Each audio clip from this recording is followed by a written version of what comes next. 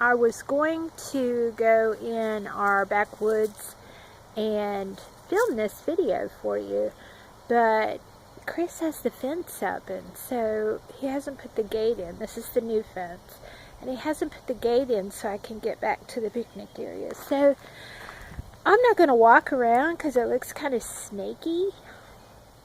Is that a word? Snaky? Ticky? Back there? So I'll just stay inside the fence.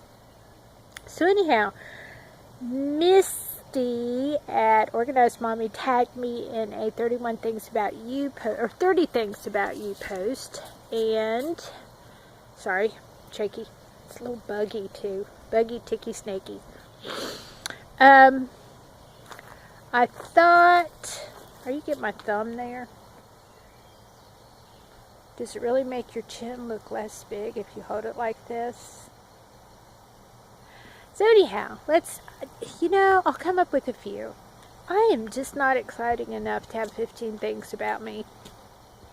Just not. Okay.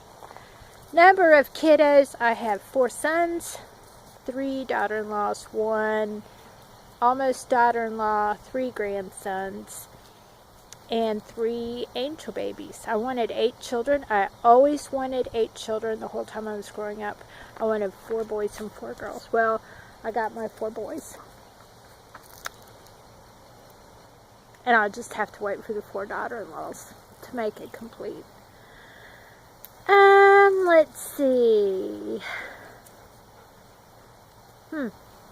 Well, when I played the violin for 13 years, and I had to make a choice at one point between playing the violin and doing all the choir stuff I was doing, because I loved musical theater, I loved voice. That was like my first true passion. And I guess I was kind of okay at the violin. I don't know. I had a lot of trouble reading notes, because if I heard something I would just play it by ear. But I can read notes. But when I went to my orchestra director, his name was John Smorelli, and he was this awesome Italian director. You know, he had the little poofy thing up here, and he was just like cool. But anyhow, I went to him and I said, I'm going to have to drop out of orchestra because I decided to concentrate on voice. And he snapped his baton in two, and he said, the voice is an instrument of a fool. And he never spoke to me again. And I never played the violin again. Now I kind of wish I had kept it up just personally. But I was young. And our parents were pretty much, they didn't really tell you what to do. They just let you do it.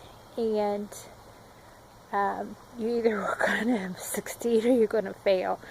So I kind of wish they had given me some more direction about that, because at the time I really thought I wanted to go into musical theater. Well, we all know how that pays the bills, don't we? I actually have 2 cousins that, well, my cousin Robert, who's my first cousin, he and his wife met in Austria. She was doing Phantom of the Opera, and he was doing Cats, like an off-Broadway thing. And then their children, Daniel was one of the Billy Elliots when they were touring the country on the off-Broadway, and now his daughter Karina is one of the Cats in Korea. So you can make a living in this family being in musical theater, but not me. And besides, you know what I really wanted to do was be a mom. Oh, here, hand's getting tired. Was be a mom. And so I kind of trained for that the whole time. I played baby dolls, and one of the cool things that I did when I was young is that I read every biography in our school library, in our elementary school library, and I would get up early and go to school so I could get into the library to get another book, because I had read the one the night before. Yes, I was the flashlight under the blanket kind of person. And so yeah, And I love biography so much that my favorite thing to play when I was a little girl is my dad had bought me a stool, and I would dress up and I would embroider over my heat vent in my bedroom, pretending it was a fireplace and that I was sitting by the fire. Yeah, true story. So I never went into musical theater. However, this is my dark side. Maybe you can see it, maybe not, I don't know. But I did sing in a rock and roll band for 3 years. I did. I did. Now, I never made very much money for it. I was kind of teaching school at the time, and that was just, kindergarten teacher by day, rock and roll singer at night. I could crash landslide. Yeah. People used to give us the most tips when we did landslide. But, yeah, that was just kind of a weird phase of life. I can't ever imagine going back to doing that ever again. One, because I was doing it for me, and I was doing it for the self-validation, and that's a bad trap to get caught into, because when you have people who stop validating, then you stop validating yourself, and so that became a very unhealthy thing, and I'm glad that is totally behind me. Although I do have a son who still plays. He's just he does the club scene, playing guitar, singing. He has a beautiful voice, but it just wasn't for me anymore. And he gets his validation in other ways, so I'm not really concerned about him. Anything else cool about me? Once, I went to Wittenberg University, which is in Springfield, Ohio, and so our big thing was to go hiking. Now, this was in the 70s, and we went to a place called Hocking Hills, which is in the southern part of Ohio, and my friend Tina and I saw this sign that said topless gas service, 1.5 miles, and so we pulled into this little tiny country store, and these two guys without shirts came and pumped our gas. This is before anybody pumped their own gas. So, yeah. What else about me?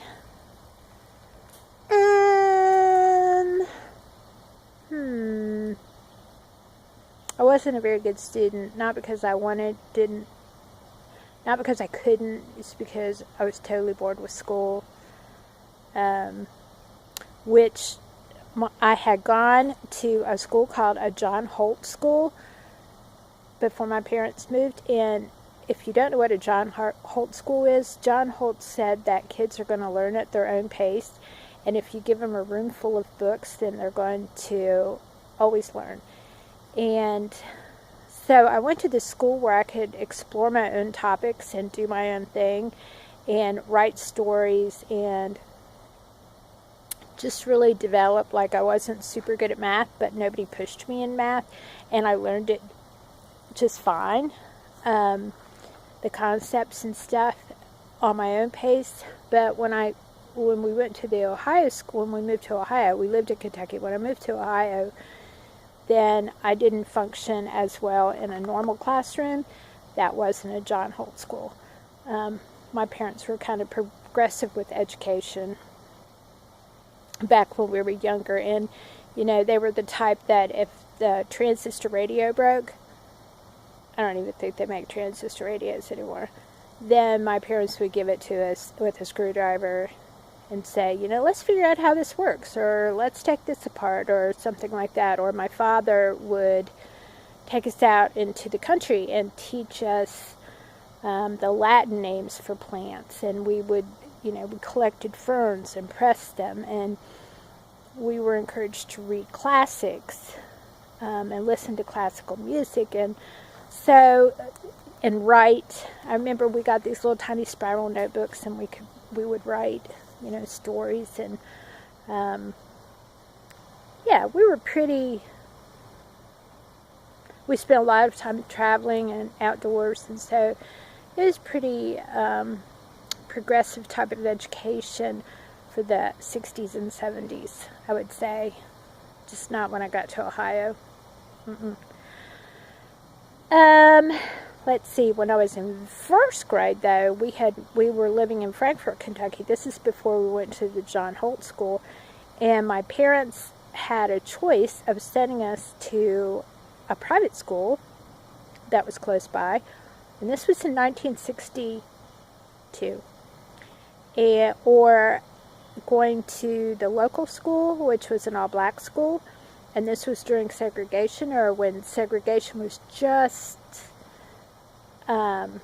school started desegregation, and my parents opted to send me to the local school, the all-black school, and I was one of 2 white children in my first grade class, and I loved it. I mean, I think that was one of the most important learning lessons that I ever had in life, and I've tried to pass that on to my children. And equality happens to be a really big thing of mine. Yeah, that was another really good life lesson. Now, when I was in college, I had a bunch of friends who were on the cutting edge of building solar power things, and I remember they took me to this house outside of Athens, Ohio, that was a yurt, and the people there were totally self-sustainable. They weren't hippies, but they were really back to the landers, and I bought my first copy of Mother Earth News, and I became a back to the lander at that time, and I knew I always wanted to live in the country, and always wanted to do my own things, and always wanted to be self-sufficient, and we pretty much live that life right now, and I thought it was great. The boys, not so much, because we lived in the place we are now when we first moved here for 9 months without power.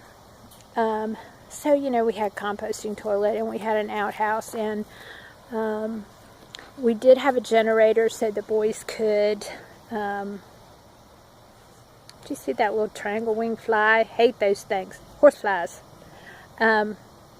We did, let me just move down here so he maybe can bite the dog and not me. Is that wrong? We did have a generator so the boys could do some kind of teenagey things. Like they had about an hour's worth of video game time at night, or we would have hot water during that time, and they could take showers and wash dishes, and we could cook dinner. Although a lot of times we cooked dinner outside, and we were homeschooling. We homeschooled for 19 years. So during that time, we were the only people out here. We didn't have any neighbors whatsoever, and the boys just had a blast. They raised rabbits, and they raised chickens, and we had goats, and they would take pieces of PVC. Chris would get pieces of PVC and connectors, and they could build aqueducts in the backyard when we were studying about Egypt, and they caught frogs and learned about the frogs and snakes and wildlife and deer and possums, and it was just a really great learning time and wonderful time for the whole family, I think, during that time. My oldest son might disagree, but it really was a learn. But you know what? He now, all my children know how to be self-sufficient. I think that's very important. So during that time, when I didn't have TV or internet going on all the time, I had 43 pen pals.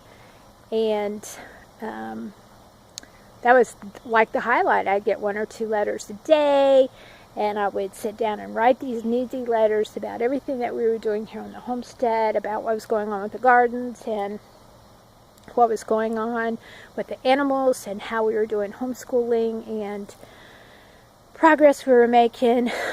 there was an old farmstead here when we moved in. And so that was just a wonderful time. I kind of sort of missed that time. Although now that the boys are gone, we have more time to travel and more money to travel. Because we've always followed the Dave Ramsey plan, even before Dave Ramsey. And, you know, we're debt free. We just don't have it. And so, I guess that's another thing about me. So anyhow, this video is about 15 minutes long. If you want me to do another little few things about me, just let me know in the comments below. I'll try to scrape up some cool things about me, but really and truly, I'm just me. That's all there is to it. So if you like this video, give us a thumbs up, like and subscribe. Be our friends. And I'll catch you on the next video. Bye.